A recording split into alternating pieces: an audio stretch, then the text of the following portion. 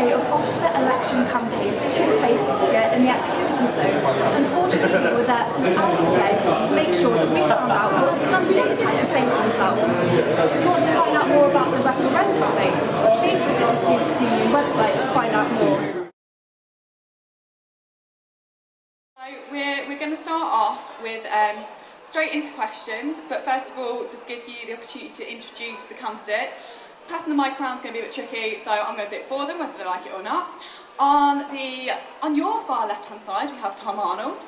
We then have Chloe Ashley, Dan Leach, myself. I'm not running now, you can't vote for me, so don't try. And then we have Phil Bowen and Becky Burley on your far right. So we're going to get cracking straight in. First off, we'd like you guys to take a moment to think about what you feel your role within the team is.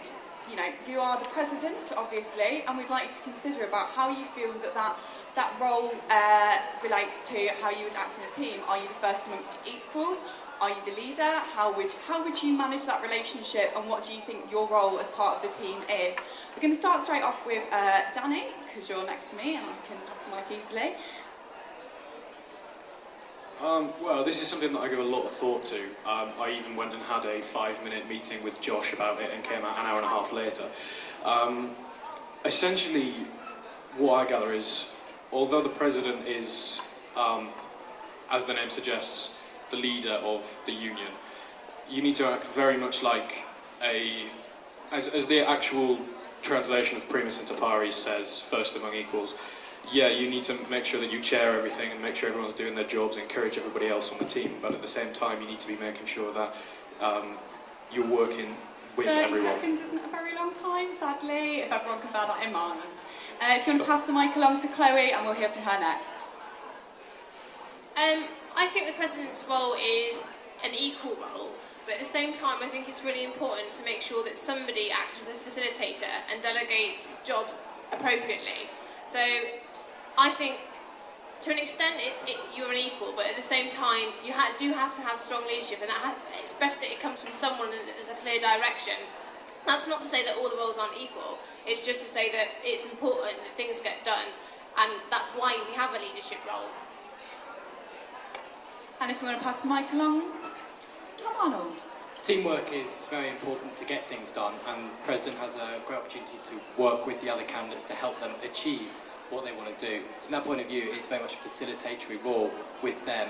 Obviously there'll be some areas which fall more within where the President will have to take more of a lead, but it should always be as a team where everyone is having input and is agreed on where you're going. Brilliant. And go over to Phil. Thank you. Well, I've had quite a lot of experience being a president and being the head of big committees, biggest sports club, one of the biggest sport societies, one of the most important working committees, so I really quite know how to be a president and exactly what they need. If you imagine a captain of a ship, the ship can't function with everyone there, they're the sabbatical team. It's paramount that they're there, but the captain steers the ship, tells them where to go and how to go about that. And last but not least, Becky. In my opinion, I think that all 8 of the sabbatical officer roles are they're equal, will be team players together. But at the end of the day, if an issue should arise where leadership needs to be taken, that's got to fall to the figurehead of the union as the role is advertised.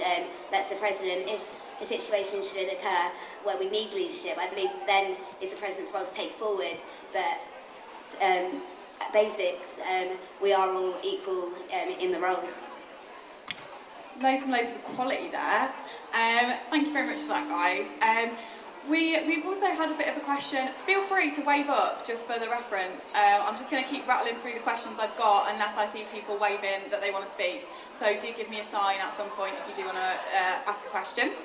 But the next question that we have for the candidates in our stock is about the nature of democracy in the union. Basically, we would like to know how you feel that should be best facilitated. So, Do you believe that it should be a direct form of democracy, whereby students are leading you very strongly, or do you think that you're elected as representatives, you have to make those decisions that you've been elected to do? How do you feel that democracy best would work in the union? How would you like to see it led, and how would you do that as president? We're going to start from the end with Tom this time. I think that there's a bit of a mix. Obviously, you can't ask students to have a say on every single issue, so you do have to make a decision as you are the representative. But you are there to represent them, and so that it should be really focused on what the students want. So where you can get their ideas and then make them happen, that is really the ideal way to do it, rather than think of what they want to do. So direct input from students is preferable, but you do have to take the decisions on occasions. And if we can pass it along to the other end this time instead of going up. Thanks. Becky. Okay, so I believe that what the union should stand for is what the students believe in, and making sure that a majority vote is taken before any major decisions are made in the union. Stand up for democracy. I was speaking to someone that's worked in the union for 21 years. He's been working here longer than I've been alive last night, and he's saying that all these candidates come along and they promise this, they promise that, and nothing ever changes. I want to make sure that next year is different, and we are pushing what the students want, and people do see the changes they want to see. Thanks, and yeah, go for it, Phil.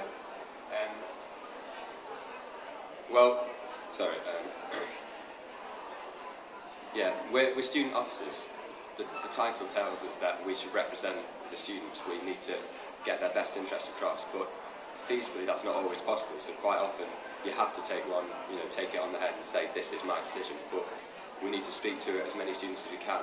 That was one of my things, Closer Union. We want to bring the students closer to the practical team so that decisions are made by the students, but ultimately it will go to the officers with the students' opinions. Thanks. And if we come over to Chloe. Well, I think democracy is obviously really important, and I think it's really important that students are consulted. I agree with Tom to an extent that you can't always get a student's opinion if something pops up at the last minute. However, I do think it's really important to have direct engagement with students, and one of my policies is actually to take the union to students. That means going to the places where students are, rather than just sitting in my office and waiting for them to come to me.